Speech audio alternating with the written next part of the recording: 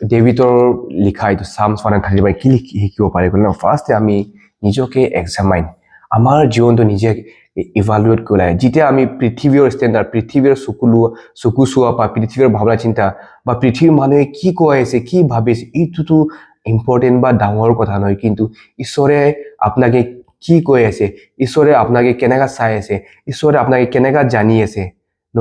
যেনেকৈ আমি ভাৰ্চেছ 1:18 টো চাইছো কি ঈশ্বৰটো সব জানা ঈশ্বৰ আছে সব জাগাতে আছে আৰু ঈশ্বৰটো সবচে পাৱাৰফুল আছে আমি ঈশ্বৰৰ পৰা লুকাব নোৱাৰে ন আৰু আমাৰ জীৱন এতিয়া আমি পৃথিৱীত থাকাটো হলে ঈশ্বৰৰ লগতে থাকিব কাৰণে আৰু ঈশ্বৰৰ লগত যাব কাৰণে হয় এতিয়া পৃথিৱীৰ মানুহে ভাল আছে ৱাও আপুনি এতিয়া ভাল কাম কৰে ভাল কথা মাত কয় ভাল গীত গান গায় চাৰ্চে সদায় আহে সদায় প্ৰাৰ্থনা কৰে মানুহে এনেকা কোৱা এইটোও ভাল আছে কিন্তু যদি ঈশ্বৰে কি ভাবি আছে ঈশ্বৰে কি চাই আছে আপুনি আৰু আপোনাৰ মোৰ জীৱনতে এইটো বেছি ডাঙৰ কথা আছে এইটো কাৰণে যেনে ডেভিডে নিজকে ৰিফ্লেক্ট কৰিছে নিজকে এক্সামাইন কৰিছে এইটো নিচিনা আজি আপুনি আৰু মই আহক নিজৰ জীৱনটো একবাৰ চাওক ন